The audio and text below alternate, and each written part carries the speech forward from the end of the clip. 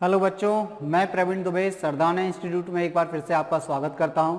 देखिए बच्चों, हम एक सीरीज चला रहे हैं जो कि एमपी कांस्टेबल के प्रीवियस ईयर के पेपरों की सीरीज है, जिसमें हम लास्ट ईयर के जो भी जितने भी पेपर आए हुए हैं उनका डिस्कशन कर रहे हैं और देख रहे हैं कि किस टाइप के क्वेश्चन आपसे पूछे जाते हैं। तो अभी जो सीरीज में हमारा पेपर चल रहा है वो आपका 20 अगस्त 2017 का इवनिंग शिफ्ट का पेपर है और इसके हम अभी तक 32 क्वेश्चन सॉल्व कर चुके हैं। ठीक है ना, पार्ट वाइज ये आ रही है। ठीक है, 6, 7, 8, 10 क्वेश्चनों का सॉल्यूशन हर बार कराते हैं आपको। तो यदि आपने पुराने वीडियो नहीं देखे हैं तो सबसे पहले उन वीडियो को देखें, क्योंकि ये एक क्रम है। तो पहले से आप क्वेश्चनों को देखना शुरू करें, जिससे आपको एक आइडिया मिल जाए कि कितने क्वेश्चन किस टॉपिक से पूछे गए, क्वेश्चनों का वेटेज क्या था। ठीक है ना, और साथ में आपको आइडिया मिल जाए कि किस लेवल के क्वेश्चन आपके एग्जाम में पूछे जा रहे हैं। तो अभी तक हम 32 क्वेश्चनों को कर चुके हैं। आज हम 33 क्वेश्चन से शुरुआत करेंगे। तो चलिए देखते हैं कि 20 अगस्त 2017 का जो इवनिंग शिफ्ट का पेपर था उसमें 33 नंबर का क्वेश्चन जो आपका मैथ का है वो क्या आया था। ठीक है, तो चलिए देखते हैं भाई। यहाँ पर हम बात करें तो यहाँ क्वेश्चन आपको दिया है, एक बेलन की त्रिज्या तथा ऊंचाई का अनुपात 4:7 के अनुपात में है। एक बेलन है, उसकी त्रिज्या का उसकी ऊंचाई से जो अनुपात है वो 4:7 के अनुपात में, कितना 4:7 के अनुपात में है। यदि इसका आयतन 352 घन सेंटीमीटर है तो इसकी त्रिज्या क्या होगी। तो सबसे पहले हम बेलन की बात कर लेते हैं कि बेलन होता क्या है। तो देखिए, बेलन वो वाला बेलन नहीं जिससे आप घर में रोटी बनाते हैं, ये बेलन इस टाइप का होता है। ठीक है ना, ये जो बेलन है एक त्रिविमीय यानी कि 3 डायमेंशनल आकृति होती है। ये एक 3 डायमेंशनल यानी कि त्रिविमीय आकृति होती है। कौन सी आकृति होती है? त्रिविमीय आकृति होती है। और ये किसके अंतर्गत आता है? अगर हम बात करें तो ये एक प्रिज्म का प्रकार है। ये किस में आता है? प्रिज्म में। ये प्रिज्म का प्रकार होता है। एक बेलन किसका प्रकार होता है? तो आप कहेंगे सर ये प्रिज्म का एक टाइप होता है। ये त्रिविमीय आकृति होती है। और 3 डायमेंशनल का मतलब क्या होता है ये और समझ लेते हैं। त्रिविमीय आकृति वो आकृति होती है जिसमें लंबाई, चौड़ाई और ऊंचाई तीनों चीजें हों। तो ऐसी आकृति को हम क्या कहते हैं? त्रिविमीय आकृति कहते हैं, जिसमें लंबाई, चौड़ाई और ऊंचाई तीनों चीजें होती हैं। ठीक है, तो बेलन एक त्रिविमीय आकृति होती है। साथ ही एक प्रिज्म का टाइप है, मतलब प्रिज्म के अंदर पढ़ा जा सकता है इसको। ठीक है, अगर हम बात करें कि बेलन की त्रिज्या, तो इसके आधार में जो सर्कल बनता है यानी कि वृत्त बनता है, उसकी त्रिज्या ही बेलन की त्रिज्या के बराबर होती है। तो बेलन की त्रिज्या यहाँ पर हमने बोली कितनी है? स्मॉल r है। इसकी ऊंचाई क्या होती है? तो इसकी ऊंचाई अगर हमने बोला कि स्मॉल h है तो ऊंचाई होगी स्मॉल h। अब हम चर्चा कर लेते हैं कि इसमें फॉर्मूले क्या क्या बनते हैं। तो अगर हम बेलन के आयतन की बात करें, किसकी बात करें कि बेलन का आयतन कितना होता है, तो आयतन देखिए निकालना बहुत आसान है, आपको याद नहीं करना पड़ेगा। आयतन कैसे निकालेंगे? जो आपके इसके तल में क्या बन रहा है? वृत्त। तो वृत्त के क्षेत्रफल को यानी कि क्षेत्रफल को यदि हम ऊंचाई से गुणा कर दें तो क्या बन जाता है? आयतन बन जाता है। तो वृत्त का क्षेत्रफल कितना होता है? तो आप कहेंगे पाई r² होता है। और बेलन की ऊंचाई कितनी है? h। तो आप h से गुणा कर दीजिए तो क्या बन गया? आयतन। तो बेलन का आयतन क्या होता है? पाई r² h। अगर हम बात करें कि इसका वक्र पृष्ठीय क्षेत्रफल क्या होता है, तो वक्र पृष्ठ समझ लें पहले तो क्या होता है। ये घुमावदार एरिया जो है, जैसे अगर ये पेन जो है वो गोल है तो इसका जो घुमावदार एरिया है केवल इतना इतना, ये पूरा एरिया, ये क्या होगा? इसका वक्र पृष्ठीय क्षेत्रफल, जिसको इंग्लिश में कर्व्ड सरफेस एरिया कहलाता है। ये CSA के नाम से जाना जाता है। ठीक है, तो यहाँ पर अगर हम बात करें कि वक्र पृष्ठीय क्षेत्रफल क्या होता है बेलन का, तो वक्र पृष्ठीय क्षेत्रफल होता है। तो देखिए कैसे निकालते हैं वक्र पृष्ठीय क्षेत्रफल। यदि परिधि, वृत्त की परिधि क्या होती है, तो आप कहेंगे 2πr। और आपको ये सतह का क्षेत्रफल निकालना है, तो अगर ये बॉटम में क्या है 2πr है, उसको ऊपर तक ऊंचाई तक गुणा कर दीजिए, क्या आएगा? 2πrh, यानी कि ऊंचाई तक गुणा कर दीजिए तो ये हो जाता है वक्र पृष्ठीय क्षेत्रफल। तो वक्र पृष्ठीय क्षेत्रफल क्या होता है? 2πrh। 2πr क्या होता है? वृत्त की परिधि, यानी कि वृत्त की परिधि को यदि आप ऊंचाई से गुणा कर देंगे तो क्या निकल आएगा? वक्र पृष्ठीय क्षेत्रफल। अब इसी में होता है संपूर्ण पृष्ठीय क्षेत्रफल। तो अगर हम बात करें कि बेलन का संपूर्ण पृष्ठीय क्षेत्रफल क्या होता है, संपूर्ण पृष्ठीय क्षेत्रफल, जिसको टोटल सरफेस एरिया कहते हैं यानी कि TSA कहते हैं। तो संपूर्ण पृष्ठीय क्षेत्रफल क्या होता है? जब आप वक्र पृष्ठीय क्षेत्रफल और इसके जो आधार में जो वृत्त बन रहा है उसका क्षेत्रफल और जो टॉप में जो वृत्त बन रहा है उसका क्षेत्रफल को जोड़ दें। ठीक है ना, तो इसको क्या बोलते हैं? संपूर्ण पृष्ठीय क्षेत्रफल। इसको हम ऐसे लिखते हैं, संपूर्ण पृष्ठीय क्षेत्रफल बराबर होता है वक्र पृष्ठीय क्षेत्रफल प्लस 2 इंटू आधार का क्षेत्रफल, ये आपका कहलाता है संपूर्ण पृष्ठीय क्षेत्रफल। ठीक है, ये आपका क्या कहलाता है, संपूर्ण पृष्ठीय क्षेत्रफल। कैसे निकालते हैं, तो वक्र पृष्ठीय क्षेत्रफल आपको पता है 2 पाई RH अभी निकाल कर आए हैं। आधार का क्षेत्रफल तो 2, आधार में क्या बनता है, तो आप कहेंगे वृत्त, और वृत्त का क्षेत्रफल क्या होता है, तो आप कहेंगे सर पाई R स्क्वायर। ठीक है, अब देखिए दोनों में से क्या कॉमन आ रहा है, तो आप कहेंगे सर 2 पाई R कॉमन आ रहा है, तो इधर क्या बचेगा R और इधर क्या बचेगा H, तो ये आपका हो गया संपूर्ण पृष्ठीय क्षेत्रफल। 2 पाई R ब्रैकेट में R प्लस H क्या होता है, संपूर्ण पृष्ठीय क्षेत्रफल होता है। तो ये तो हमने बेलन के बारे में जाना कि बेलन होती क्या आकृति है, तो भाई बेलन त्रिविमीय आकृति होती है। ठीक है, इसको हम प्रिज्म के अंतर्गत पढ़ते हैं, ये प्रिज्म का एक प्रकार है। इसके अलावा हम बात करें इसका आयतन क्या होता है, तो आप कहेंगे पाई R स्क्वायर H होता है। इसका वक्र पृष्ठीय क्षेत्रफल क्या होता है, तो वक्र पृष्ठीय क्षेत्रफल मतलब जो घुमावदार एरिया है उसका, ये वक्र पृष्ठीय क्षेत्रफल कहलाता है। तो ये कैसे निकालते हैं, वृत्त की परिधि को यानी कि 2 पाई R को ऊंचाई से गुणा कर दें तो वक्र पृष्ठीय क्षेत्रफल निकल आएगा। अगर हम बात करें कि संपूर्ण पृष्ठीय क्षेत्रफल क्या होता है, तो आप वक्र पृष्ठीय क्षेत्रफल में इसके आधार का क्षेत्रफल और टॉप यानी कि टॉप और बॉटम का क्षेत्रफल ऐड कर दें, तो टॉप में क्या बन रहा है, आपके वृत्त बन रहा है, बॉटम में भी क्या बन रहा है, तो वृत्त बन रहा है, यानी कि 2 इंटू वृत्त का क्षेत्रफल कर दें, 2 इंटू आधार का क्षेत्रफल कर दें तो संपूर्ण पृष्ठीय क्षेत्रफल आ जाएगा। तो वक्र पृष्ठीय क्षेत्रफल 2 पाई RH होता है। संपूर्ण पृष्ठीय क्षेत्रफल में क्या और ऐड कर दिया हमने बनाने के लिए, आधार के क्षेत्रफल का 2 गुना, तो 2 पाई R स्क्वायर, कॉमन ले लिया 2 पाई R, तो R प्लस H, तो ये होता है संपूर्ण पृष्ठीय क्षेत्रफल। अब हम क्वेश्चन की बात कर लेते हैं कि एक बेलन की त्रिज्या और ऊंचाई का अनुपात आपको 4:7 दिया है, इसका आयतन कितना दिया है, 352 घन सेंटीमीटर। ठीक है, तो चलिए त्रिज्या और ऊंचाई का अनुपात कितना दिया, तो आप कहेंगे सर 4:7 दिया है। त्रिज्या और ऊंचाई का अनुपात कितना दिया है अगर आपसे पूछा जाए, तो आप कहेंगे सर 4:7 दिया है। ठीक है, इसके अलावा आयतन कितना दिया है, तो आप कहेंगे सर आयतन जो है वो हमें 352 घन सेंटीमीटर दिया है, 352 घन सेंटीमीटर दिया है। ठीक, तो इसकी त्रिज्या क्या होगी आपको बताना है। तो देखिए आप आयतन जानते हैं क्या होता है, पाई R स्क्वायर H, तो हम कहेंगे ये जो आयतन है ये पाई R स्क्वायर H के बराबर होगा, तो ये हो जाएगा 352। ठीक है, 352 लिखना है, तो यहाँ पर थोड़ा सा करेक्शन कर लें बच्चों, हमने 52 नहीं लिखा है यहाँ पर, 352 कर लें इसको बेटा, 352 घन सेंटीमीटर। ठीक, तो ये आपका 352 घन सेंटीमीटर हो गया, तो ये 352 घन सेंटीमीटर के बराबर हो गया आयतन। R की वैल्यू कितनी है, तो अब आपको माननी पड़ेगी, और H की वैल्यू कितनी है, तो वो भी आपको माननी पड़ेगी। ठीक है, तो पाई R हमने मान लिया कितना, इसमें x लगा दीजिए, तो 4x का होल स्क्वायर इंटू H कितना हो जाएगा, तो आप कहेंगे सर 7x, और 352 हो गया। तो यहाँ से हमें क्या निकालना है, x की वैल्यू निकालेंगे, तो देखिए हमने R कितना माना, तो आप कहेंगे सर 4x माना, और H कितना माना, तो आप कहेंगे सर 7x माना। तो हम दोनों चीज़ें आसानी से निकाल सकते हैं, ऊंचाई भी और त्रिज्या भी। ठीक है, उसके लिए हमें x चाहिए, तो हमने देखिए क्या किया, तो ये हो गया पाई, ये हो गया 16x स्क्वायर इंटू 7x बराबर 352 के। ठीक है, अब देखिए हो जाएगा आपका x की घात 3, और सब कुछ बटे में ले जाइए, 352, ठीक है, बटे में 16 इंटू 7, देखिए पाई बटे में जाएगा तो पाई का मान होता है 22/7, तो 22 तो नीचे आएगा, 7 ऊपर चला जाएगा, 7 से 7 कैंसिल हो गया। अब देखिए आप 11 से काटें अगर, तो 11 दूनी 22, तो आप कहेंगे सर 11 तिया 33, 11 दूनी 22, 16 से कितने बार, तो 16 दूनी 32, 2 से कितने बार, तो आप कहेंगे एक बार। तो फाइनली x की पावर 3 की वैल्यू कितनी आई, 1, तो आप कहेंगे x की वैल्यू कितनी, तो आप कहेंगे 1, x की वैल्यू कितनी आ गई, 1। अगर ये एक वैल्यू हम इसमें रख दें तो 4 गुणा 1 मतलब कितना होगा, तो आप कहेंगे सर 4 होगा, यानी कि सेंटीमीटर। तो वृत्त की यानी कि जो बेलन है, सॉरी, उस बेलन की त्रिज्या कितनी हो जाएगी, 4 सेंटीमीटर। तो आपका आंसर क्या आ गया, 4 सेंटीमीटर। आई होप बात आपको समझ में आई। चलिए तो बढ़ते हैं अगले क्वेश्चन की तरफ और देखते हैं कि अगला क्वेश्चन क्या है। तो देखिए नेक्स्ट क्वेश्चन हमारा है योलो जोलो की वर्तमान आयु का अनुपात। योलो को हम y लिखेंगे, जोलो को हम j लिखेंगे। ठीक है, कि वर्तमान आयु का अनुपात 7:6 है।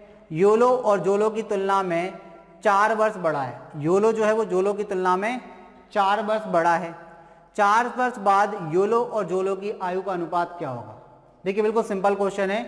योलो को आप लिख लीजिए y और जोलो को आप लिख लीजिए j। इनकी वर्तमान आयु का अनुपात कितना दिया है, तो इनकी वर्तमान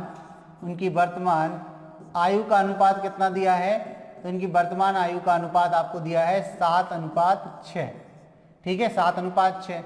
अब ये बोल रहे हैं कि योलो जो है जोलो की तुलना में 4 वर्ष बड़ा है, मतलब योलो और जो जोलो का अंतर है आयु का वो कितना है, 4 वर्ष का है। कितने का है, 4 वर्ष का है। तो आप इस चीज को समझिए कि यहाँ पर योलो अगर 7 यूनिट का है तो जोलो कितने का है, 6 यूनिट का। तो कितने का अंतर आ रहा है इन दोनों में, तो आप कहेंगे 1 यूनिट। तो 1 यूनिट की वैल्यू किसके बराबर, तो आप कहेंगे सर 4 वर्ष के बराबर। तो अगर हम पूछें कि योलो कितने साल का है, तो आप कहेंगे 7 यूनिट की वैल्यू मतलब 7 × 4 कर दीजिए, 28 वर्ष का है। योलो कितने वर्ष का है, तो आप कहेंगे 28 वर्ष का। जोलो अगर आपसे पूछें कितने वर्ष का है, तो आपको पता है 6 यूनिट की वैल्यू निकालनी है। 1 यूनिट की वैल्यू कितनी है, 4 वर्ष है। तो 6 यूनिट की वैल्यू कितनी, तो 4 से मल्टीप्लाई कर दीजिए, 24 वर्ष का। मतलब हमें ये पता चल गया कि वर्तमान में योलो 28 वर्ष का है, जबकि जोलो कितने का है, तो आप कहेंगे सर 24 वर्ष का। दोनों की आयु आ गई। आपने दोनों की आयु अब निकालनी, तो अब आपको क्या बताना है कि 4 वर्ष बाद योलो और जोलो की आयु का अनुपात कितना होगा। तो बताइए 4 वर्ष बाद योलो कितने का हो जाएगा, अभी अगर वो 28 का है तो 4 वर्ष बाद 32 का हो जाएगा। जोलो अगर अभी कितने का है, 24 का है, तो 4 वर्ष बाद कितने का हो जाएगा, 28 का हो जाएगा। तो इनकी आयु का अनुपात यानी कि योलो का जोलो की आयु से अनुपात 4 वर्ष बाद 32 अनुपात कितना हो जाएगा, 28। किससे कट रहा है, तो 4 × 7 = 28 और 4 × 8 = 32। तो आपका आंसर कितना हो जाएगा, 8:7। किस ऑप्शन में दिया है, 8:7 किसी भी ऑप्शन में दिया है, तो आपका आंसर क्या हो जाएगा, उपरोक्त में से कोई नहीं। यानी कि आंसर किस पर टिक कर दोगे आप, डी पर। ये जो ऑप्शन है इनमें से कोई नहीं है, ठीक है ना। ये मत लगा देना कि आप ए लगा के चले जाओ। 7:8, 7:8 क्या हो जाएगा, तो जोलो का योलो से हो जाएगा, जबकि आपको पूछा क्या है, योलो का जोलो से। क्लियर है। चलिए तो अगले क्वेश्चन की तरफ बढ़ते हैं और देखते हैं कि भाई अगला क्वेश्चन क्या पूछा। एक पिता अपने पुत्र से 4 गुना बड़ा है। एक पिता अपने पुत्र से 4 गुना बड़ा है। देखिए ये क्वेश्चन में हमने आपको एक चीज बताई थी कि अगर केवल आपसे इतना पूछें कि एक पिता अपने पुत्र से आयु में 4 गुना है, तो इसका मतलब क्या होता है, और 4 गुना बड़ा है तो इसका मतलब क्या होता है। दोनों में अंतर होता है। जैसे हमने बोला कि ए और बी, और हमने बोला कि ए बी से 4 गुना है आयु में, तो बी अगर 1 का है तो ए कितने का हो जाएगा, 4 का हो जाएगा। तो इनकी आयु का अनुपात 4:1 बनेगा। अगर हमने केवल इतना बोला कि ए बी से कैसा है, 4 गुना है आयु में, तो अगर बी 1 वर्ष का है तो ए कितना, 4 वर्ष का हो जाएगा। लेकिन अगर हम बोलें कि ए जो है वो 4 गुना अधिक बड़ा है या 4 गुना बड़ा है, 4 गुना अधिक बड़ा है या 4 गुना बड़ा है, तो 4 गुना बड़ा तो देखिए यही चीज हो गई आपकी, एक पिता अपने पुत्र से 4 गुना बड़ा है। 4 गुना बड़ा का मतलब पुत्र की आयु अगर 1 है तो पिता की आयु कितनी, 4 हो जाएगी। एक चीज तो ये होगी। लेकिन अगर यहाँ पर वर्ड लगा आ जाए 4 गुना अधिक बड़ा है, तो अधिक बड़ा अगर आ जाए तो आपको क्या करना है कि पुत्र अगर 1 का है तो 1 और उसका 4 गुना कितना, तो आप कहेंगे 4, 4 गुना अधिक मतलब 5 हो जाएगा। 1 आपको जोड़ना पड़ेगा उसमें। अगर ये बात दिमाग तक पहुंची तो आपको बता दें 2 टाइप के क्वेश्चन बनते हैं। एक तो ये सिंपल है कि एक पिता अपने पुत्र से 4 गुना बड़ा है, और एक आता है 4 गुना अधिक बड़ा है। एक क्वेश्चन आपके पास आता है 4 गुना अधिक बड़ा है। तो अगर जब अधिक लगा आ जाएगा ना, तो आपको क्या करना है, यदि कि आपको पता है कि अगर पुत्र 1 साल का है तो पिताजी कितने, 4 गुना अधिक हैं, तो उसका 4 गुना क्या होगा, 4, और उसको पुत्र की आयु में जोड़ दीजिए, मतलब पिताजी 5 साल के होंगे, 5 साल के पिताजी। ठीक है ना, समझ में आ रही बात। चलिए तो देखिए एक पिता अपने पुत्र से 4 गुना बड़ा है, तो इसमें पहला वाला केस बनेगा। और अगर दूसरा केस आपसे पूछा कि एक पिता अपने पुत्र से 4 गुना अधिक बड़ा है, तो आपको क्या करना पड़ेगा, फिर एक उसमें जोड़ना पड़ेगा। दोनों केस क्लियर हो गए। तो चलिए ये क्लियर हो गए, तो अब आगे बढ़ते हैं। तो क्वेश्चन में आपको दिया है कि एक पिता के लिए हमने क्या डिनोट कर लिया, फादर, ठीक है, और पुत्र के लिए हम क्या लिख रहे हैं, एस, यानी कि सन। पिता पुत्र से 4 गुना बड़ा है, मतलब पुत्र 1 साल का है तो पिताजी 4 साल के, तो इनकी आयु का अनुपात कितना हो गया, 4:1 हो गया। अब बात हो रही है कि 4 वर्ष बाद उनकी आयु का योग, कितने वर्ष बाद, 4 वर्ष बाद। ये जो आयु का अनुपात है ये कब का है, तो ये वर्तमान का है। ये कब का अनुपात है, वर्तमान का अनुपात है। पिता और पुत्र की आयु का वर्तमान का अनुपात है। 4 वर्ष बाद उनकी आयु का जो योग है, योग जो है वो कितना है, तो आपको दिया है भाई ये 43 वर्ष है। ये कितना है, 43 वर्ष है। ये कितना है, 43 वर्ष है। कब, 4 वर्ष बाद। तो आप बताइए अगर 4 वर्ष बाद की बात करें तो पिताजी की आयु में भी 4 वर्ष बड़े होंगे और पुत्र की आयु में भी 4 वर्ष बड़े होंगे।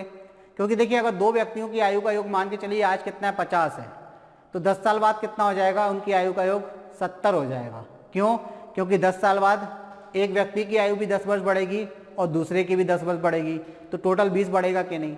तो यदि यहाँ पर दिया है कि 4 वर्ष बाद उनकी आयु का योग 43 वर्ष है, तो यदि हम इसमें से 4 और 4 8 घटा दें तो वर्तमान में उनकी आयु का योग कितना है ये हमें पता चल जाएगा। तो हमने देखिए इसमें से क्या माइनस कर दिया, 8 माइनस किया। क्यों 8 माइनस किया? क्योंकि 4 साल पहले हम पिताजी को ला रहे हैं और 4 साल पहले हम पुत्र जी को ला रहे हैं, तो दोनों का योग कितना, 8 माइनस कर दीजिए, तो आप कहेंगे 35 वर्ष। यानी कि वर्तमान में उनका वर्तमान योग कितना है, तो आप कहेंगे सर वर्तमान योग उनका 35 वर्ष है। वर्तमान योग कितना है, 35 वर्ष। अब देखिए पिताजी वर्तमान में 4 के और पुत्र जी कितने के हैं, 1 के हैं, तो टोटल कितना हुआ, तो आप कहेंगे 5। तो 5 बराबर किसके कर देंगे, 35 वर्ष के कर देंगे।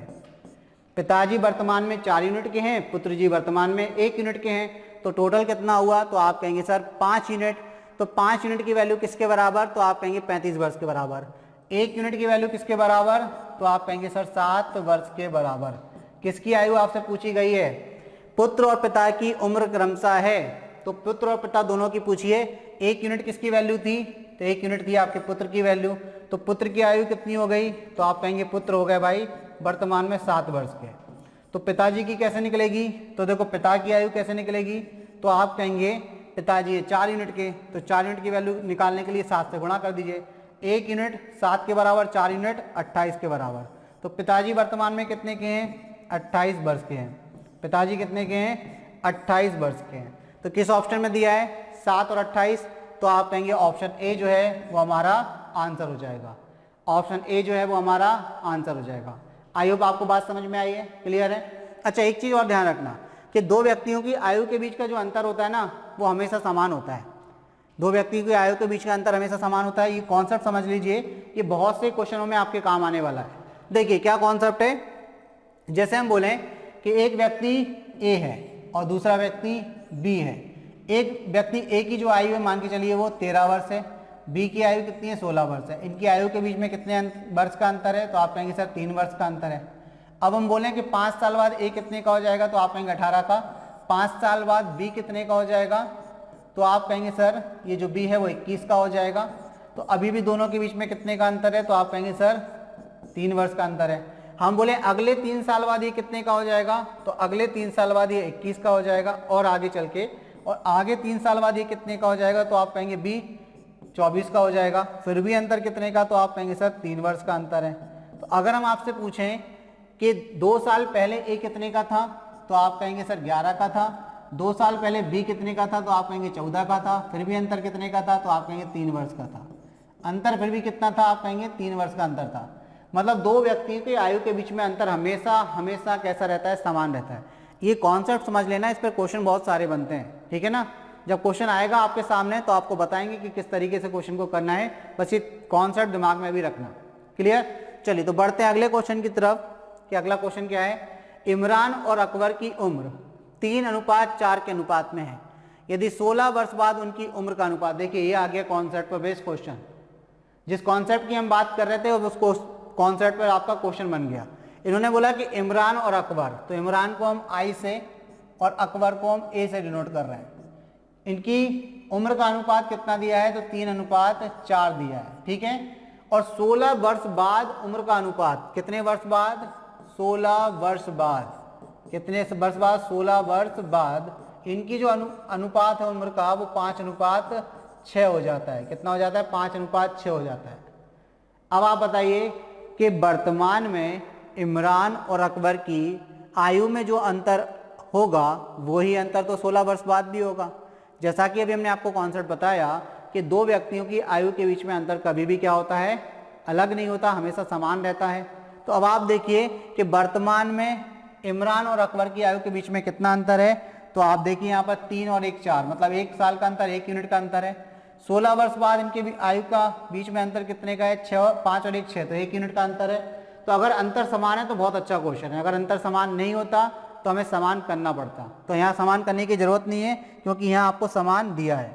अब समान दिया है तो देखिए वर्तमान में इमरान 3 का था, 16 साल बाद 5 का हो गया, कितने साल बढ़ गए, तो हमारे हिसाब से 2 साल, मतलब 2 यूनिट बढ़ गए। वर्तमान में अकबर जो है वो 4 यूनिट का था और 16 साल में कितने का हो गया, 6 यूनिट का, तो यहाँ भी कितने बढ़ गए, 2 यूनिट बढ़ गए। आप देखिए दोनों तरफ समान बढ़े। समान क्यों बढ़े? क्योंकि आपको पता है कि अगर इमरान 16 साल बाद की बात कर रहे हैं और अकबर की भी 16 साल की बात कर रहे हैं तो दोनों के 16-16 साल बढ़ेंगे, तो यहाँ पर यूनिट में भी समान बढ़े कि नहीं? तो हम कह सकते हैं कि 2 यूनिट की वैल्यू किसके बराबर? तो 2 यूनिट की वैल्यू 16 वर्ष के बराबर। तो 1 यूनिट की वैल्यू किसके बराबर? तो आप कहेंगे सर 8 वर्ष के बराबर। 1 यूनिट की वैल्यू किसके बराबर हो गई? तो आप कहेंगे सर 8 वर्ष के बराबर। अब आपने 1 यूनिट की वैल्यू निकाल ली 8 वर्ष, आपसे पूछा क्या है? इमरान की वर्तमान आयु। इमरान वर्तमान में कितने यूनिट का है? तो आप कहेंगे 3 यूनिट का। तो 3 यूनिट की वैल्यू कितनी? तो 3 से मल्टीप्लाई कर दीजिए दोनों तरफ, तो कितना हो गया? 3 यूनिट की वैल्यू आपकी आएगी 24 वर्ष। कितनी आ जाएगी? 24 वर्ष। तो इमरान वर्तमान में कितने का है? तो इमरान वर्तमान में 24 वर्ष का है। किस ऑप्शन में दिया है? तो आप कहेंगे सर ऑप्शन ए जो है वो हमारा आंसर हो जाएगा। ऑप्शन ए जो है वो हमारा आंसर हो जाएगा। आई होप बात आपको समझ में आ रही है, क्लियर है। चलिए तो बढ़ते हैं अगले क्वेश्चन की तरफ, देखते हैं अगला क्वेश्चन क्या है। तो देखिए नेक्स्ट क्वेश्चन आपको दिया है, अर्जुन की उम्र 2 वर्ष पूर्व जो थी, अर्जुन की उम्र 2 वर्ष पूर्व जो थी, अजीत की आयु उससे दोगुनी है। दोगुनी है मतलब वर्तमान में है, ठीक है। यदि उनकी उम्र का अंतर 2 वर्ष है तो अर्जुन की वर्तमान आयु क्या है? अगर उनकी उम्र का अंतर कितना है? 2 वर्ष है, तो उनकी किसकी? अर्जुन की वर्तमान आयु को बतानी है, ठीक है। चलिए देख लेते हैं। देखिए ये ऑप्शन से भी हो जाएगा एक क्वेश्चन, पहले अपन करते हैं ट्रेडिशनली, फिर ऑप्शन पे आते हैं, ठीक है। फिर किस पे आते हैं? ऑप्शन से। देखिए यहाँ पर इमरान की आपको दी थी, तो इसमें आप ऑप्शन से जा सकते हैं क्या? इसमें आप ऑप्शन से जा सकते हैं, बिल्कुल जा सकते हैं। कैसे जा सकते हैं ऑप्शन से? तो देखिए पहला ऑप्शन आपको 24 ही दिया है, एक बार इसको ऑप्शन से और देख लें। जैसे मान के चलिए आपको वर्तमान उम्र का अनुपात 3:4 दिया है और आपने पहला बोला कि ऑप्शन 24 है, तो 24 की वैल्यू यानी कि 3 यूनिट की वैल्यू किसकी? 24 के बराबर। 1 यूनिट की वैल्यू किसके? 8 के बराबर। तो 4 यूनिट की वैल्यू किसके बराबर? तो आप कहेंगे 32 के। तो अकबर हो गया 32 का, इमरान हो गया आपका 24 का वर्तमान में। तो 16 वर्ष बाद इमरान कितने का हो जाएगा? तो आप कहेंगे 40 का। और ये कितना का हो जाएगा? तो आप कहेंगे 48 का, ठीक है। ये कितने का हो जाएगा? 32 में आप कितना जोड़ देंगे? 16 जोड़ देंगे तो 38 10 48 का। तो इनका अनुपात देखिए कितना आ रहा, अगर आप अनुपात बनाएं तो ये होगा 8 5 40 और 8 6 48, तो 5:6 आ रहा है। तो ऐसे भी आप कर सकते हैं ऑप्शन से, ठीक है। चलिए अब अगले क्वेश्चन को देख लेते हैं, वहां से ऑप्शन से भी समझ लेंगे और ट्रेडिशनली भी समझ लेंगे। अर्जुन की उम्र 2 वर्ष पूर्व जो थी, अजीत की आयु उससे दोगुनी है, ठीक है ना। तो हमने अर्जुन की वर्तमान उम्र मान ली, अर्जुन की वर्तमान उम्र हमने मान ली कितनी है? तो हमने कहा x है। तो 2 वर्ष पूर्व कितनी होगी? तो x माइनस 2 वर्ष पूर्व कितनी हो गई? तो आप कहेंगे सर 2 वर्ष पूर्व। 2 वर्ष पूर्व कितनी हो जाएगी अर्जुन की आयु? तो x माइनस 2 हो जाएगी, x में से 2 घटा दीजिए। अब ये बोल रहे हैं कि अर्जुन की उम्र 2 वर्ष पूर्व जो थी, अजीत की आयु उससे दोगुनी है, मतलब 2 वर्ष की दोगुनी है, तो अजीत की आयु कितनी हो गई? तो उसको 2 गुना कर दीजिए। किसकी? अर्जुन की 2 वर्ष पूर्व की आयु को 2 गुना कर दीजिए। तो चलिए 2 गुना कर देते हैं। तो अजीत की वर्तमान आयु कितनी हो जाएगी? तो 2 गुना कर दीजिए x माइनस 2 का। तो वर्तमान में अजीत कितने का है? 2 इंटू x माइनस 2 का। यदि उम्र का अंतर, उनकी उम्र का अंतर 2 वर्ष है, मतलब इन दोनों की उम्र में जो अंतर है वो कितने का है? 2 वर्ष का है। तो चलिए 2 वर्ष का अंतर कर लेते हैं, कैसे आएगा? तो इसकी आयु में से इसकी आयु को घटा दीजिए, 2x माइनस 2 माइनस x कर दीजिए, तो इनकी उम्र का अंतर कितना है? 2 वर्ष का है, ठीक है। तो आपसे पूछा क्या गया है? अर्जुन की वर्तमान आयु, और अर्जुन की हमने वर्तमान कितनी मानी है? x, मतलब x का माना जाएगा, आपका आंसर हो जाएगा। तो इसको सॉल्व करते हैं तो ये जाएगा 2x माइनस 4 माइनस x बराबर 2, ठीक है। अब देखिए इनका अंतर करिए, 2x में से x गया तो आप कहेंगे x, 4 उस तरफ जाएगा तो जुड़ जाएगा तो 6 हो गया। तो देखिए अर्जुन वर्तमान में कितने का है? 6 साल का है। अर्जुन वर्तमान में कितने का है? 6 साल का है। तो आपके आंसर कितना हो गया? तो आप कहेंगे ऑप्शन ए जो है वो हमारा आंसर। ये तो हमने कैसे कर लिया? ट्रेडिशनली कर लिया। अर्जुन की वर्तमान में आयु x वर्ष मान ली, 2 वर्ष पूर्व कितनी हो गई? तो x माइनस 2 हो गई। अभी बोल रहे हैं कि जो अजीत है, अर्जुन की 2 साल पूर्व जो आयु थी उसका 2 गुना है वर्तमान में, तो उसका 2 गुना कर दिया, 2x माइनस 2 हो गया, ठीक है। तो अजीत जो है वो अर्जुन से 2 साल बड़ा है, तो उनकी आयु का अंतर 2 वर्ष का कर दिया। तो यहाँ से x का मान कितना आ गया? 6। तो x हमने क्या माना था? अर्जुन की आयु को, तो अर्जुन की आयु कितनी आ गई? 6 वर्ष, ठीक है।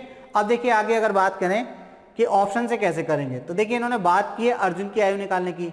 तो अगर अर्जुन का पहला ऑप्शन हमारा वैसे भी आंसर आ गया, अगर नहीं होता तो हम आपको ऑप्शन से देखना है कि किस तरीके से करना है, ठीक। देखिए अगर अर्जुन वर्तमान में कितने का है? 6 वर्ष का है। वर्तमान आयु पूछिए तो 6 वर्ष का है। तो अर्जुन अगर वर्तमान में 6 वर्ष का है तो 2 साल पहले कितने का होगा? तो आप कहेंगे 2 साल पहले 4 वर्ष का होगा। और अजीत जो है, कौन, अजीत, अर्जुन की 2 साल पहले की आयु का 2 गुना है, तो मतलब 8 का होगा। और इन दोनों का अंतर देखिए कितना आ रहा है, तो 2 का आ रहा है कि नहीं। और यही इन्होंने बोला है कि अजीत और अर्जुन की वर्तमान आयु का अंतर 2 है, तो ये आ गया आपका ऑप्शन से, चुटकियों में हो जाएगा। इन केस मान के चलिए ए ऑप्शन आपका क्या होता, 5 होता। चलिए तो 5 से कर लेते हैं। तो मान के चलिए अर्जुन वर्तमान में कितना है, 5 का है, क्योंकि ऑप्शन आपको अर्जुन के दिए हैं वर्तमान के। तो अजीत 2 साल पहले अर्जुन कितने का होगा, तो आप कहेंगे सर 3 का होगा। 2 साल पहले कितने का होगा, तो आप कहेंगे 3 का होगा। तो अजीत वर्तमान में कितने का होगा, तो आपको पता है अर्जुन की 2 साल पहले की आयु का दुगना है, तो दुगना मतलब 6। तो यहाँ अंतर इनके बीच में कितना आ रहा, 1 साल का, जबकि बोला गया 2 साल का। तो ऑप्शन ऐसे आपको चेक करना है। क्लियर होगी बात। तो चलिए बढ़ते हैं अगले क्वेश्चन की तरफ और देखते हैं भाई अगला क्वेश्चन आपसे क्या कह रहा है। तो अगला क्वेश्चन आपसे कह रहा है कि x² + 1/x² = 23 हो, तो x + 1/x का मान ज्ञात करें। तो चलिए देख लेते हैं। यहां पर आपको दिया क्या है, x² + 1/x² = में कितना, 23। ये आपका अलजेब्रा का क्वेश्चन है, नंबर सिस्टम में भी आता है, ठीक है। तो आपको x + 1/x का मान ज्ञात करना है, x + 1/x का मान ज्ञात करना है। तो चलिए देख लेते हैं, 2 तरीके हैं करने के। पहला तरीका तो ये है कि हमें जो दिया है उसके माध्यम से सॉल्व करें। तो x² + 1/x² में अगर दोनों तरफ क्या जोड़ दें, 2 जोड़ दें, तो 23 प्लस कितना हो गया, 2। तो ये आपका हो जाएगा x + 1/x का होल स्क्वायर, ठीक है, इक्वल टू में कितना, 25 हो जाएगा। कैसे हो गया भाई, तो देखिए अगर हम x + 1/x का होल स्क्वायर करते हैं तो क्या मिलेगा आपको, तो आप कहेंगे x² यानी कि a², b² यानी कि 1/x² प्लस 2, a की वैल्यू कितनी, तो आप कहेंगे x, b की वैल्यू कितनी, 1/x। तो ये देखिए कट गया, मतलब इसकी वैल्यू किसके बराबर आई, तो x² + 1/x² + 2 के बराबर आई कि नहीं।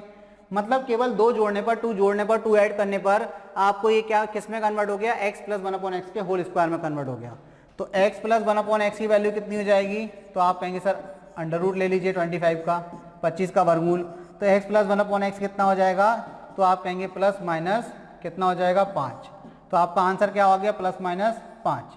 किस ऑप्शन में दिया है, तो +-5 आपका ऑप्शन सी आंसर हो जाएगा। अब हमने बोला दूसरा तरीका, तो दूसरा तरीका ये है कि जो आपको गिवन है, क्योंकि हमारे पास x² + 1/x² गिवन था, तो इस चीज को हम किस में कन्वर्ट कर लें, जो हमारे पास गिवन है उसमें कन्वर्ट कर लें। तो देखिए ऐसे भी आप कर सकते हैं कि आपको निकालना किसकी वैल्यू है, x + 1/x की वैल्यू निकालनी है, ठीक है। तो पहले आप इसका वर्क कर दीजिए, क्योंकि आप वर्क कर रहे हैं यानी कि क्वेश्चन बदल रहे हैं। आप क्या कर रहे हैं, वर्क कर रहे हैं, स्क्वायर कर रहे हैं, यानी कि आप क्वेश्चन बदल रहे हैं। क्वेश्चन बदल रहे हैं तो आपका जो फाइनली आंसर आएगा उसका आप वर्गमूल कर दीजिए, तो आपका आंसर मिल जाएगा, ठीक है। तो हमने कैसे सॉल्व किया इसको, तो हमने इसको लिखा भाई x² + 1/x² प्लस आपको पता है ये 2 होता है, ठीक है। इसकी वैल्यू कितनी है आपके पास, तो आप कहेंगे सर ये 23 है, प्लस कितना हो गया 2, तो कितना हो गया 25।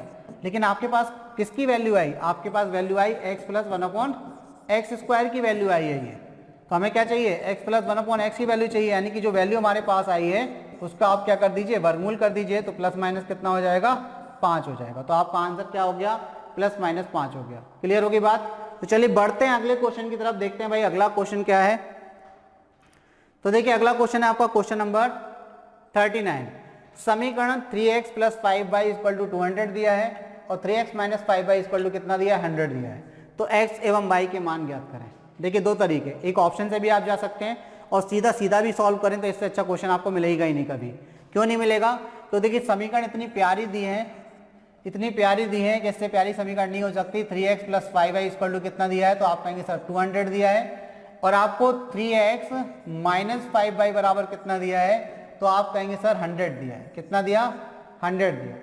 अब आप यहाँ पर बात समझिए कि अगर इन दोनों इक्वेशन को आप जोड़ दें तो मतलब ये किस रूप में हो रही है। तो आप देखिए हमने आपको बताया कि अगर एक समीकरण आपको a + b = m है और एक समीकरण आपके पास a - b = n है, तो a का मान कैसे निकालोगे, m + ny 2 करके, और b का मान कैसे निकालोगे, m - ny 2 करके। बस इतनी चीज याद रखनी है। अब आप देखिए यहाँ पर भी 3x, यहाँ भी 3x, यहाँ 5y, यहाँ भी 5y। तो ये हो गया आपका a + b और ये हो गया आपका a - b, यहाँ पर m और यहाँ पर m। तो हम यहाँ पर 3x की वैल्यू निकाल रहे हैं। 3x की वैल्यू कैसे निकलेगी, तो 3x की वैल्यू निकलेगी, आप इन दोनों को जोड़िए 200 + 100 और उनको किससे भाग दीजिए, 2 से। तो ये कितना हो जाएगा, तो आप कहेंगे सर ये तो हो गया 150, क्योंकि 300 होगा आधा, तो 3x की वैल्यू 150, तो भाई x की वैल्यू कितनी, तो आप कहेंगे 50, तो ये x की वैल्यू आ गई। इसी प्रकार आपको किसकी 5y की वैल्यू निकालनी है, तो 5y कैसे निकलेगा, 5y मतलब b, तो b कैसे निकलेगा, m minus n, m minus n है कि 200 माइनस क्या करेंगे 100 करेंगे और भाग किससे देंगे 2 से, तो 5y की वैल्यू कितनी आएगी, तो आप कहेंगे सर 100 बटे में कितना 100 यानी कि 50, और 50 5 से कटेगा कितने बार, तो आप कहेंगे 10 बार, तो y की वैल्यू कितनी आ गई 10। एक तो ये तरीका हो गया सीधा सीधा कि यदि आपके पास एक इक्वेशन है a प्लस बी समथिंग यानी कि a प्लस बी बराबर m और a माइनस बी बराबर n, तो आप क्या करेंगे m plus n divided by 2 और m minus n divided by 2, तो a और b की वैल्यू आपके पास आ जाएंगी। अब यहाँ पर a क्या था 3x था, b क्या था 5y, तो एक बार आपको 3 से और 5 से भी भाग देना पड़ा, तो आपके x और y के मान 50 और 10 किस ऑप्शन में दिए हैं, तो आप कहेंगे ऑप्शन है आपका आंसर। लेकिन हमने बोला कि आपको ये ऑप्शन से भी कर सकते हैं और इजी हो जाएगा, तो ऑप्शन से कैसे करेंगे देखिए। सबसे अच्छी बात ये है कि पहला ऑप्शन आपका आंसर हो रहा है 3 लगातार क्वेश्चनों में, 3 लगातार जो क्वेश्चन हमने किए उनमें ए आपका आंसर हुआ, तो बहुत अच्छी बात होती है कि अगर आप ऑप्शन से क्वेश्चन को सॉल्व कर रहे हैं, कैसे सॉल्व कर रहे हैं, ऑप्शन से सॉल्व कर रहे हैं और आपका पहला ही ऑप्शन आपका आंसर है, तो आपको क्या होता है अननेसेसरी दूसरे तीसरे आंसर को चेक करने की जरूरत ही नहीं है, क्योंकि पहले ही पर भी कंडीशन सेटिस्फाई हो जाएगी। तो देखिए आपको इक्वेशन दी थी यहाँ पर 3x plus 5y equal to कितना 200 दिया, 100 नहीं 200 दिया है यानी कि 100, 200 के बराबर दिया है, 100 नहीं, कितना दिया है तो 200 लिख लीजिए। अब देखिए पहला ऑप्शन अगर लेते हैं तो x की वैल्यू कितनी 50 और y की वैल्यू 10 रख दीजिए इस इक्वेशन में, तो रखेंगे तो 50 रखेंगे तो ये कितना हो गया 150 और 10 रखेंगे तो ये कितना हो गया 50, तो 200 बराबर 200 होता है कि नहीं, तो आप कहेंगे बिल्कुल होता है, सेटिस्फाई हो गया। चलिए दूसरे इक्वेशन में रख दें, तो दूसरी इक्वेशन क्या है 3x minus 5y, 3x minus 5y है सॉरी, तो 3x माइनस 5y कर लीजिए, हमने 2y लिख लिया। चलिए 3x माइनस 5y बराबर कितना है 100 है, तो अब देखिए यहाँ पर रखेंगे तो आप देखिए 50 रखेंगे तो ये कितना 150 और यहाँ पर 10 रखेंगे तो ये कितना 50 बराबर में कितना 100, तो 100 बराबर 100 आया कि नहीं, तो बिल्कुल आया, यानी कि दोनों इक्वेशन क्या होगी पहले ऑप्शन पर सेटिस्फाई होगी। अगर पहले पे सेटिस्फाई नहीं होती तो हम दूसरे को सेटिस्फाई करते, तीसरे पे सेटिस्फाई करते, कहीं ना कहीं तो सेटिस्फाई होती। क्लियर है, चलिए तो बढ़ते हैं अगले क्वेश्चन की तरफ, देखते हैं भाई अगला क्वेश्चन क्या है। तो देखिए अगला क्वेश्चन क्या दिया हुआ है, क्वेश्चन नंबर 40, यदि x प्लस 3 गुणनखंड है x की घात 3 minus x square plus 12x plus 3a का, तो a का मान आपको ज्ञात करना है। ध्यान रखना ये चीज, अगर हम आपको एक इक्वेशन या फंक्शन दे दें कि f(x) बराबर हमने दे दिया एक्स क्यूब प्लस समथिंग में x square plus x plus में आपको कुछ भी दे दिया यहाँ पर 3, और हमने बोला कि इसका एक जो फैक्टर है तो x प्लस a है, कितना है x प्लस a, इसका एक फैक्टर यानी कि गुणनखंड है। तो अगर ये इसका गुणनखंड है यानी कि x प्लस a इसका गुणनखंड है, इसका मतलब x प्लस a बराबर 0 करके आपको x का मान निकालना है माइनस a, और ये माइनस a आपको कहाँ रखना है x की जगह पे रखना है। तो जब आप x की जगह पे a की वैल्यू रखेंगे तो ये पूरा 0 मिलना चाहिए, क्योंकि अगर कोई एक संख्या किसी दूसरी संख्या की गुणनखंड है मतलब वो शेषफल क्या देगी 0 देगी, तो यहाँ से हम क्या कर रहे हैं इसका शेषफल निकालेंगे वो 0 के बराबर आएगा। अगर इतनी बात समझ में आ गई तो देखिए आपको कितना सा काम करना है। इन्होंने बोला है कि x प्लस 3 जो है, x प्लस 3 जो है वो x की घात 3 minus x square plus 12x plus 3a का क्या है, ये गुणनखंड है। अगर x प्लस 3 गुणनखंड है इस चीज का तो a का मान ज्ञात करना है, गुणनखंड है तो इसका मतलब ये शेषफल 0 देगा, शेषफल 0 देगा, यानी कि आपको x प्लस 3 बराबर क्या करना है 0, और x की वैल्यू किसके बराबर माइनस 3 के बराबर करनी है। अगर इसमें आप माइनस 3 रखते हैं x की जगह पे, रखने पर आपको शेषफल यहाँ पर क्या मिलेगा 0 मिलेगा। तो यानी कि आप जैसे ही इसमें x की वैल्यू 3 रखेंगे, जैसे ही आप इसमें x की वैल्यू क्या रखेंगे 3, चलिए रख देते हैं डायरेक्ट। आप x की वैल्यू यहाँ पर 3 रखेंगे तो देखिए माइनस 3 की घात कितनी हो जाएगी 3, माइनस 3 की घात कितनी हो जाएगी 2, प्लस 12 इंटू कितना हो जाएगा माइनस 3 प्लस 3 है, ये पूरा आपको किसके बराबर होगा 0 के बराबर, क्योंकि x प्लस 3 क्या है, ये जो आपको बहुपद दिया है इस बहुपद का ये क्या है, ये एक गुणनखंड है। अगर गुणनखंड है तो x का मान इसमें रखने पर आपको रिमाइंडर यानी कि शेषफल 0 मिलना चाहिए। तो ये पूरा क्या निकालना है शेषफल, ये 0 के बराबर। तो ये 3 की घात 3 होता है 27, तो माइनस का 27 हो जाएगा। 3 की घात 2 मतलब 9 होता है, प्लस का हो जाएगा, तो ये माइनस बाहर लगा है तो माइनस का हो जाएगा। माइनस का ये आपका 36 हो जाएगा, प्लस का कितना 3 हो जाएगा, बराबर में कितना 0। ये सब संख्याएं माइनस की है, तो देखिए कितना हो जाएगा, तो आप इनको जोड़िए, जोड़ेंगे तो कितना हो गया, ये 36 और 36 72, तो माइनस का कितना हो गया 72, प्लस का कितना 3 है, बराबर में कितना 0। तो 3 है बराबर कितना, तो आप कहेंगे सर 72 हो जाएगा, प्लस का 3 से कटेगा तो 24 3 72 हो जाएगा, a की वैल्यू कितनी, तो आप कहेंगे सर 24 हो जाएगी। मतलब यदि x + 3 इस बहुपद का क्या है, इस बहुपद का ये गुणनखंड है, तो x का मान -3 इस पर रखने पर ये शेषफल आपको 0 के बराबर देगा, और वहां से हमें a की वैल्यू कितनी मिल जाएगी 24। तो आंसर क्या हो गया 24। किस ऑप्शन में दिया है, तो आप कहेंगे सर ऑप्शन डी जो है वो हमारा आंसर है। ऑप्शन डी क्या हो गया आपका आंसर। आई होप आपको बात समझ में आई। तो इस टाइप के क्वेश्चन को हमेशा इसी तरीके से आपको बनाना है। चलिए बढ़ते हैं अगले क्वेश्चन की तरफ, देखते हैं भाई अगला क्वेश्चन क्या है। ठीक है, तो अगला क्वेश्चन देखते हैं। अगला क्वेश्चन है धनराशि की गणना करें। ये जो धनराशि दी गई है उसकी गणना करें। यदि मूलधन आपको कितना दिया 6000 रुपये, अवधि कितनी दी 2 वर्ष, ब्याज की दर कितनी है 5% वार्षिक चक्रवृद्धि है। 2 वर्ष के लिए आपको क्या करना है, धनराशि यानी कि मिश्रधन की गणना करनी है। मिश्रधन कैसे निकाला जाता है, तो अब मिश्रधन निकालने के लिए यानी कि अमाउंट निकालने के लिए, मिश्रधन निकालने के लिए आप क्या करते हैं, मूलधन में ब्याज को जोड़ देते हैं। मूलधन में क्या जोड़ते हैं, ब्याज को जोड़ देते हैं। मूलधन प्लस ब्याज क्या होता है, मिश्रधन के बराबर होता है। हम कह सकते हैं amount equal to principal plus interest होता है। तो अब देखिए कैसे निकालेंगे। तो सबसे बड़ी बात यह है कि भाई हमें सबसे पहले ब्याज निकालना है। अब देखिए 2 साल का चक्रवृद्धि ब्याज कैसे निकाला जाता है। 2 साल का जो CI होता है, 2 साल का जो CI होता है उसका रेशियो क्या होता है, किस रेशियो में वो निकलता है, तो 2:1 के अनुपात में निकलता है। अब ये 2:1 का अनुपात क्या है, इसको हम समझते हैं। पहले हम क्या करेंगे, मूलधन का ब्याज निकालेंगे, फिर उस ब्याज को 2 से गुणा करेंगे, फिर हम ब्याज का ब्याज निकालेंगे, उसको 1 से गुणा करेंगे, उन सबको जोड़ देंगे, तो ये आपका 2 साल का CI निकलेगा। यानी कि 2 साल का जो CI होता है वो 2:1 के अनुपात में होता है। इस तरीके से हम कह सकते हैं। तो अब देखिए हम क्या करेंगे, हमारे पास मूलधन कितना है, तो आप कहेंगे सर मूलधन हमारे पास 6000 रुपये है। अगर हम आपसे पूछें समय कितना है, टाइम कितना है, तो आप कहेंगे टाइम जो है वो 2 वर्ष दिया हुआ है। अगर हम आपसे पूछें रेट ऑफ इंटरेस्ट कितनी है, तो आप कहेंगे सर 5% है। ठीक है, तो हमें क्या निकालना है, मिश्रधन निकालना है, यानी कि अमाउंट हमें फाइंड करना है। अमाउंट हमें फाइंड करना है, प्रिंसिपल हमें दिया है। ठीक है, इतनी सारी बातें हमारे पास हैं। अब हम क्या करेंगे, पहला केस, सबसे पहला केस हम क्या करेंगे, जो मूलधन है उसका 5% निकालेंगे। 5% मतलब होता है 1/20। 5% का फ्रैक्शनल फॉर्म कितना होता है 1/20। तो या किसी संख्या का आप 1/20 निकाल दें या 5% निकाल दें, दोनों बातें एक ही हैं। चलिए 20 से कितने बार कटेगा, तो आप कहेंगे 20 या 60 300। तो आप देखिए आपको ब्याज का ब्याज, पहला केस कितना आ गया आपका, ब्याज आ गया। मूलधन का ब्याज कितना आ गया, तो आप कहेंगे 300 आ गया। सेकंड केस, अब आपको क्या चाहिए, ब्याज का ब्याज। तो यानी कि आपको 300 का क्या करना है, फिर से 5% यानी कि 1/20 निकालना है। 0 से 0 2 से 15 बार। तो ये 300 का ब्याज कितना आ गया, 5%, 5 आ गया। अब 2 साल के CI का अनुपात कितना होता है, तो आप कहेंगे 2:1। तो आपको मूलधन के ब्याज में तो 2 से गुणा करना है और ब्याज के ब्याज में 1 से गुणा करना है। तो ये हो जाएगा 600 और ये कितना हो जाएगा 15। इन दोनों को जोड़ दीजिए तो ये हो जाएगा 615। यानी कि ब्याज आपको कितना मिला 615। अब आपको निकालना क्या, अमाउंट यानी कि मिश्रधन। तो अमाउंट क्या होता है, तो आप कहेंगे प्रिंसिपल प्लस CI क्या होता है, अमाउंट। तो CI आपने कितना निकाल लिया, तो आप कहेंगे CI तो सर हमने निकाल लिया 615। CI कितना निकाल लिया 615। अब हम क्या करते हैं बच्चों, अमाउंट निकालने के लिए प्रिंसिपल कितना है, तो आप कहेंगे 6000 और CI कितनी है, तो आप कहेंगे 615।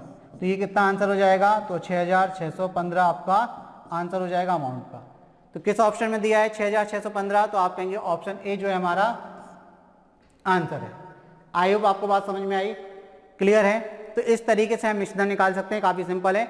ये हमने 2 साल के लिए बात की। अगर हम 3 साल के लिए बात करें कि 3 साल के CI का रेशियो क्या होता है, तो यहाँ पर 3:1 का अनुपात होगा।